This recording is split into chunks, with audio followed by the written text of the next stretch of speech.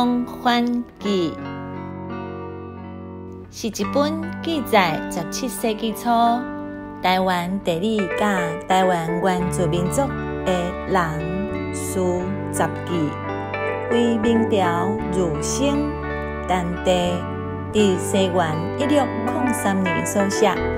是现存较早期汉人对台湾地形、港口、贸易和风俗记录的文献。咱即马就来听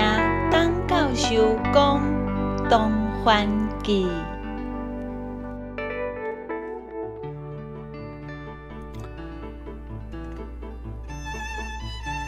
《东番记》作者陈地。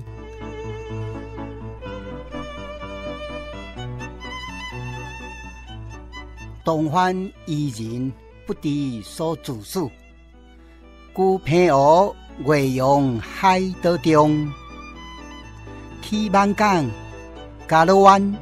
历台湾、摇港、打高树、小淡水、双溪口、嘉里拿、沙巴里、大浜坑、家己古业、段宿、环千有里、种类循环，别为社血千人，血500-600，无首长，主路倒家，将乡之，天机贺令。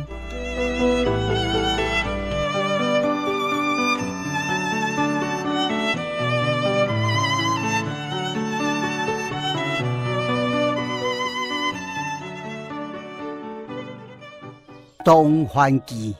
之一，台文翻译。东番人，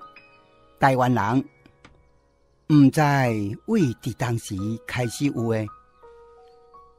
徛伫平湖外海诶岛上，为万港台南北门区、嘉乐湾台江六里门。经过台湾、台江安平、摇港、高雄、嘉定、打高树、高雄基镇、打高港、小淡水、高滨溪、双溪口、嘉义破子、嘉里拿、中华二林、沙巴里、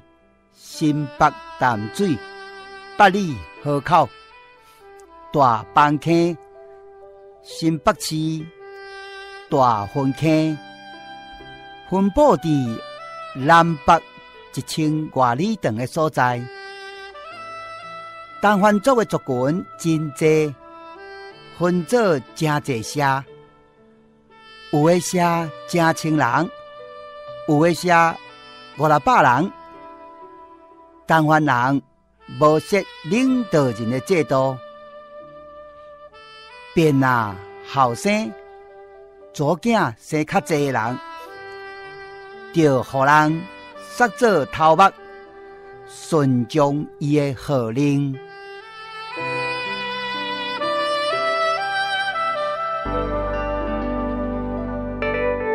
以上内容是由洪正教授主讲，多谢收听。